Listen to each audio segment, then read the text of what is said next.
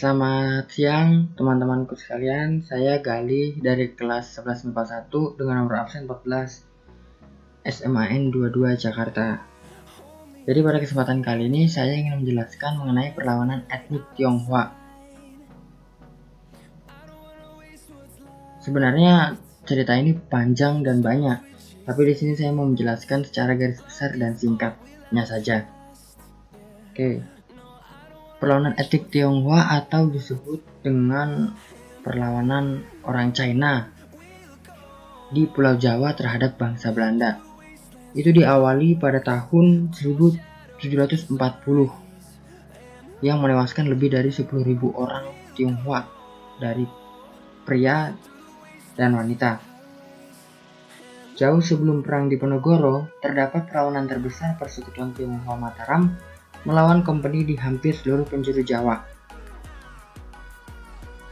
Perang ini merupakan gambaran betapa pasukan Tionghoa dan Jawa pernah bersama-sama berjibaku menyusun kekuatan untuk menghadapi kekuatan Hindia Belanda. Perlawanan orang-orang Tionghoa, terutama pasukan di bawah komando kapitan, sepanjang dipicu aksi pembantaian besar-besaran VOC terhadap kaum Tionghoa di Batavia pada tahun 1740, diperkirakan 10.000 orang yang tewas. Saat perekonomian di Batavia semakin merosot, Gubernur Jenderal Adrian Falknerjet mengeluarkan keputusan baru pada 1738 agar seluruh masyarakat Tionghoa harus memiliki izin menetap dengan ketentuan yang berlaku. Oke, kedua etnis besar di Nusantara ini pernah punya catatan manis bersama-sama melawan pasukan Verenigde Oostindische Compagnie atau VOC alias Company. Jadi pada 1740 ini awal mula pemberontakan ini terjadi dan permasalahan ini dimulai. Peristiwa pemberontakan Batavia pada 1740 menjadi tonggak sejarah etnis Tionghoa hijrah ke kota Semarang. Melalui perjalanan darat, mereka selalu melakukan perlawanan dengan Belanda dari utara ke timur. Perlawanan itu di bawah pimpinan Kapitan Hukong atau dikenal sebagai Kapten Soe Panjang, seorang pendekar silat. Setibanya di Semarang, dia lebih terkenal dengan nama Sing Se. Jadi Soe Panjang ini merupakan salah satu tokoh yang berasal dari etnis Tionghoa. Ia memimpin pasukan Tionghoa untuk melakukan kerjasama dengan bangsa Indonesia, masyarakat pribumi di Pulau Jawa untuk melawan bangsa Belanda. Pada saat itu, bahkan sampai saat ini, orang Jawa menganggap cerita ini disebut dengan geger pacinan. Maka kalau kita ngomong geger pacinan, pasti mereka akan tahu bahwa ini kejadian di mana dua kelompok yang bekerja sama melawan penjajah. Melalui perjalanan darat, mereka selalu melakukan perlawanan. Perlawanan itu di bawah pimpinan Kapitan Hukong. Kemudian ia menghimpun beberapa rekan sejawat sesama etnis Tionghoa yang juga pesilat yang ada di Semarang untuk melawan Belanda. Pesilat-pesilat ini bersama orang-orang pribumi biasa berlatih di Sobokarti, gedung tempat kesenian dan latihan silat yang kini masih bertahan dan berada di Jalan Dr. Cipto, Kota Semarang. Di bawah pimpinan Sing Se, etnis Tionghoa sempat mengepung Belanda di Kabupaten Semarang pada tahun 1741. Belanda akhirnya meminta bantuan dari Batavia, kemudian Belanda mengirimkan pula pasukannya yang berada di luar Pulau Jawa, dan akhirnya pada tahun 1743 pemberontakan kaum etnis Tionghoa bersama pribumi dapat ditumpas oleh Belanda. Oke, bagian pertama, datangnya orang-orang Cina Tionghoa. Orang-orang Cina datang pada abad ke-5 dan sudah mengadakan hubungan dagang ke Pulau Jawa. Pada masa kerajaan-kerajaan, banyak pedagang Cina yang tinggal di Indonesia di daerah pesisir, bahkan banyak yang menikah dengan penduduk Jawa. Pada masa VOC, banyak juga orang Cina yang datang ke Jawa. VOC sengaja mendatangkan orang Cina karena untuk mendukung ekonomi. Tidak semua orang Cina yang datang adalah orang kaya, dan mereka adalah golongan orang miskin. Jadi orang Cina itu sebenarnya sudah lebih awal untuk datang ke Pulau Jawa melakukan perdagangan sehingga mereka lebih lama dan lebih luas tentunya untuk melakukan perdagangan bersama orang pribumi. Nah, karena mereka semakin cepat berkembang, semakin meluas, banyak di antara mereka yang lebih memilih tinggal di pesisir. Bahkan sampai ada yang menikah dengan masyarakat pribumi daripada mereka memilih untuk kembali ke daerah asal mereka. Pada masa VOC, banyak juga orang Cina datang ke Jawa karena VOC memerintahkan untuk mendatangkan orang Cina demi mendukung ekonomi. Tapi ternyata tidak semua orang Cina yang datang itu orang kaya. Di antara mereka ada golongan orang miskin atau tidak memiliki. Karena semakin banyaknya orang Cina yang datang ke Pulau Jawa, maka sebagian daerah mereka itu ikut menjelajah Pulau Jawa. Akibatnya, orang miskin pun juga ikut turut menjelajah Pulau Jawa.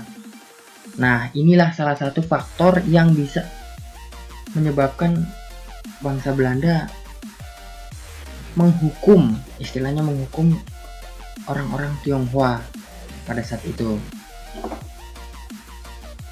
Karena sebagian masyarakat orang Cina itu yang miskin melakukan tindak kriminal, memanfaatkan tempat dan waktu untuk melakukan tindakan kriminal seperti meminta-minta, mengemis, bahkan sampai mencuri.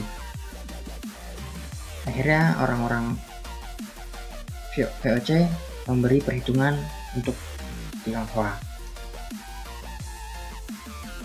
Bagian kedua, cara pembatasan VOC untuk datangnya orang Cina. VOC mengeluarkan bahwa setiap orang Cina harus memiliki surat izin atau disebut permisi breves. Jika tidak memiliki surat izin, maka akan ditangkap dan dibuang atau dikembalikan. Orang Cina diberi waktu 6 bulan untuk mendapatkan surat tersebut. Biaya surat tersebut harganya 2 ringgit per orang.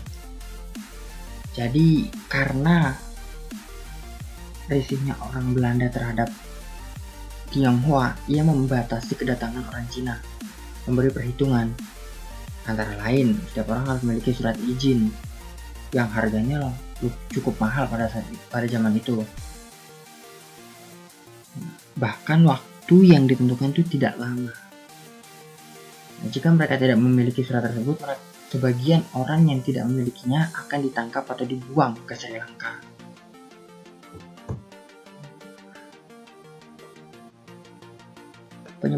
Bagian ketiga, penyebab orang Cina melawan atau memberontak VOC. Orang VOC menyelewengkan surat izin dengan bayar harga lebih mahal. Akhirnya orang Cina banyak yang nggak mampu. Orang Cina yang tidak memiliki surat izin yang bermukim akan ditangkap. Oleh sebab itu, orang Cina membentuk gerombolan untuk memberontak VOC. Nah, seperti yang sudah dijelaskan tadi, karena surat itu terobsesi dan semakin lama meningkat harganya, maka orang Cina pun merasa tertekan bahwa ini akal-akalan orang Belanda saja untuk membunuh semua orang Tionghoa. Akhirnya mereka membentuk kelompok yang berencana ingin memberontak VOC. Bagian yang keempat, perlawanan orang Cina pada VOC.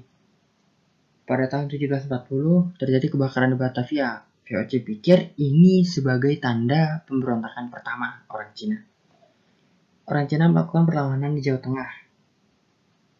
Salah satu tokoh yang terkenal yaitu Oi Panko. Orang Cina melakukan perlawanan di Jawa Tengah dan mulai meluas dengan melakukan perlawanan dan kekacauan, terutama di pesisir. Perlawanan di Jawa mendapatkan bantuan dari Bupati. Raja Pakubuwana II juga ikut melaksanakan perlawanan. Pada 1741, benteng VOC Kertasura diserang hingga jatuh.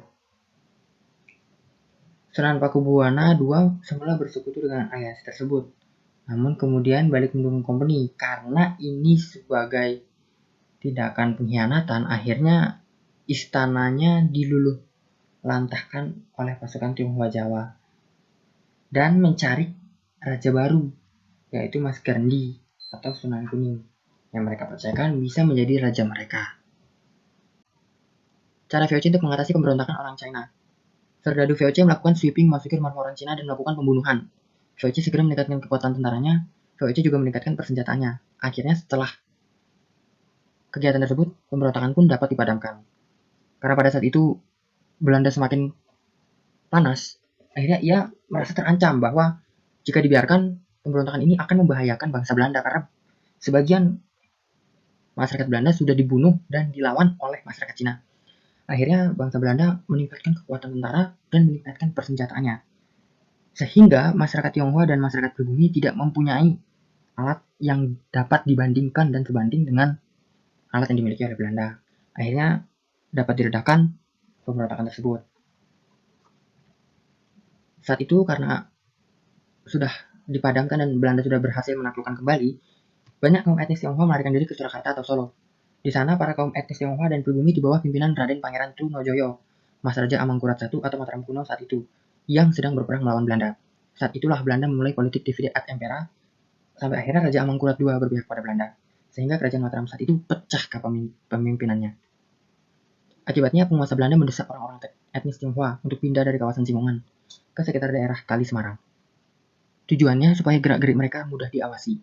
Disinilah awal muncul kawasan pecinan Kota Semarang yang terdiri dari wilayah Bateng, Wat Gandul, Cat Kauking, Gang Pinggir, Kali Koping. Untuk mengamankan etnis Tionghoa, penjajah Belanda mendirikan tamsil militer di Jalan Jurnatan, yang kini sudah menjadi kawasan perdagangan mesin. Dulu kawasan itu dihuni oleh tentara yang direkrut oleh Belanda dan sekutunya dari berbagai negara dan diberi nama kawasan De Wartenbergse Kazer. Gedung itu kini sudah dibongkar dan dijadikan gedung pertokoan Semarang Plaza yang kini dikenal dan diberi nama oleh pemerintah kota Semarang dengan nama Jalan Kiai Haji Agus Salim, Kota Semarang, Jawa Tengah. Kawasan yang ditinggalkan orang Tionghoa didirikan loji-loji untuk para pedagang dari India Prancis di daerah Pertolongan dan Bustaman. Kawasan ini maju pesat dan ramai perdagangan antar negara. Sebagai kota pelabuhan, awal pelabuhan muncul di kawasan bernama Bomlanga. Ramai kawasan itu akan para pedagang dan kapal yang mendarat, maka berubah menjadi kampung darat. Sampai akhirnya kawasan tersebut disebut sebagai kampung Melayu yang memiliki keterampilan membuat kapal. Sebagian lagi kampung itu dipenuhi penghuni dan penduduknya yang dikenal dengan komunitas orang-orang Arab di sekitar Jalan Teteh dan Jalan Mujahir. Demikian pembahasan yang dapat saya sampaikan. Semoga bisa mengedukasi. Jadi kesimpulannya bahwa terjadinya perlawanan etnis Tionghoa ini disebabkan karena keiriannya bangsa Belanda terhadap perdagangan yang dialami oleh bangsa etnis Tionghoa. Di mana etnis Tionghoa itu perdagangan jauh lebih besar perkembangannya. Sedangkan Belanda bukannya menyusul, namun menurun. Sehingga membuat bangsa Belanda menjadi terancam. Jika mereka bangkrut, mereka akan kalah untuk menghadapi perdagangan yang ada di Pulau Jawa. Masyarakat pribumi lebih memilih bekerja sama dengan etnis Tionghoa karena etnis Tionghoa sudah lama berbaur dengan masyarakat pribumi dan mereka ingin bersama-sama mengusir penjajah Belanda dari kawasannya. Meskipun pada akhirnya masyarakat pribumi dan etnis Tionghoa kalah untuk melawan VOC karena VOC jauh lebih kuat dan lebih modern alat-alatnya pada saat itu. Namun cerita masih terus bersambung dan sebenarnya masih panjang. Cuma nanti itu akan nyambung ke cerita yang lainnya seperti perlawanan di Banten. Nanti akan masuk ke situ. Jadi demikian penjelasan yang bisa saya berikan. Semoga bisa bermanfaat untuk kita semua. Terima kasih sudah menonton. Sampai jumpa.